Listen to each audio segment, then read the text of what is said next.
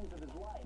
Jackson raised eyebrows not only for the accusations against him, but for the bizarre behavior caught on tape each day that he arrived to the trial. He was dancing on an SUV, arriving to court in his pajamas, a frail and frightened shell of a man we all knew as the pulse-pounding pop phenomenon. This was yet another shocking chapter in the King of Pop's unpredictable life. Once again, from CNN presents The Man in the Mirror, here's CNN's Don Lemon for Showbiz Tonight. It seemed like another classic Michael Jackson performance, surrounded by screaming fans. But this time, Jackson's stage was the roof of an SUV outside the Santa Barbara County Courthouse. After nearly a decade of being suspected of child molestation, the King of Pop was about to face the music. I was trying my best to get him down. I knew it wouldn't look right. I knew it wasn't appropriate. Ben Brofman was one of Jackson's attorneys. I recognized that, this is Michael Jackson. He's a 12-year-old superstar with thousands of people shrieking and screaming. He was trying to not affect the legal proceedings in any way. I think he was responding to his fans by at least showing them his face. Brofman says the superstar was terrified. We were alone in a room, and it was the first time I really had an opportunity to be completely alone with him, because in all other meetings there were a whole entourage present. There were dozens of lawyers and bodyguards and assistants, and without warning he just broke down and began to sob, and we were sitting very close, and he actually collapsed on my shoulder, and he was sobbing. It would take a year before a jury was seated and the trial began. The circus surrounding the trial seemed more than Jackson could bear. The superstar seemed to be fading in front of the world's eyes. He was emaciated. He didn't exchange words with his lawyers very often. And as the trial progressed, he got weaker and weaker, including that one bizarre day when he called in sick, and the judge said, "Come in anyway," and Jackson showed up in court in his pajamas. It was March 10, 2005, the second day of testimony by Jackson's teenage accuser. I feared for Michael Jackson, not that the trial was going to end badly, but that something would happen to Michael. When I saw that spectacle, I realized that my concerns about his frailty, about his physical issues, and emotional instability were even more well-founded. It was June 13, 2005. After more than 2 months of testimony, 135 witnesses, and 7 days of deliberation, the jury reached a verdict. Followed by news helicopters and a convoy of cars, Jackson rushed from Neverland Ranch to the courthouse. He was greeted by a crush of reporters and fans. It was the kind of attention and screams he was accustomed to, but his face was expressionless. The people of the state of California, plaintiff versus Michael Joe Jackson, defendant, not guilty of a lewd act upon a minor child.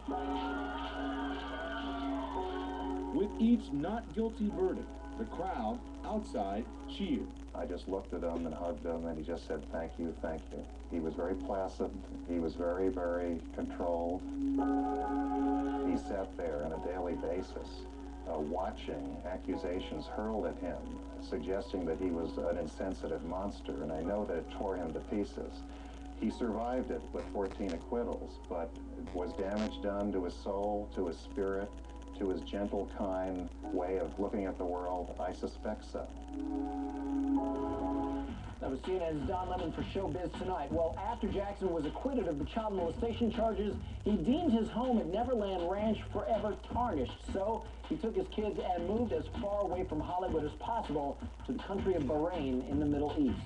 Michael Jackson, as we know, was known as the King of Pop, and he shared some startling similarities to another king, Elvis Presley. Two superstars, two shocking deaths.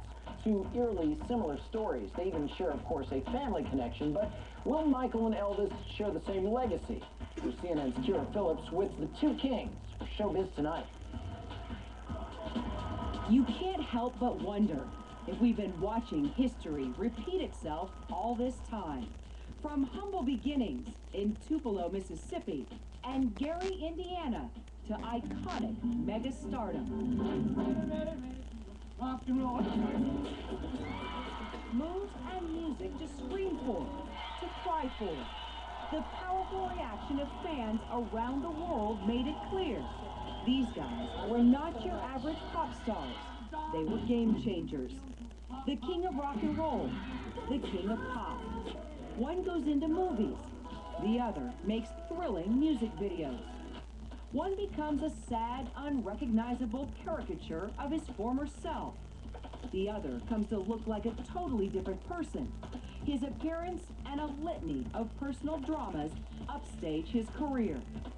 One isolates himself at Graceland, prescription pills, and a questionable doctor in the mix, tabloid fodder.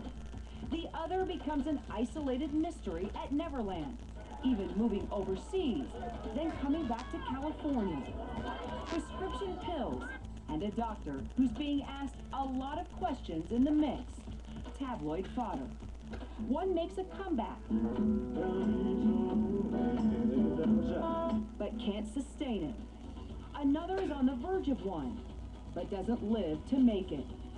One dies at 42, the other at 50. Screams from the glory years become tears, tributes, grief you can see and hear. Families left behind to deal with complex estates and children. And the tangible link that Elvis and Michael share, Lisa Marie. One king's daughter, the other king's one-time wife. Death made a lot of people forget what Elvis became. The sad, fallen icon, transformed into a cultural touchstone who found even more riches and relevance in death. The legends lasted longer than the living legend ever did. Don't believe it? Go to Graceland on August 16th. Will Michael Jackson's legend find the same kind of redemption in death? Is this how our children and grandkids will know him? Perhaps the show isn't over yet. That was CNN's Cure Phillips for Showbiz Tonight. And by the way, music seller HMV says in the week after his death, Michael outsold both Elvis and John Lennon in the weeks after their deaths. Fascinating. Tonight, we've got the amazing story behind the woman who wrote Man in the Mirror.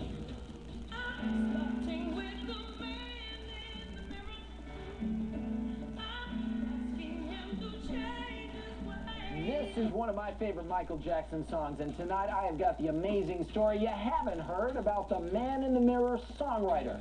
This is a special edition of Showbiz Tonight on HLN, The Life of Michael Jackson.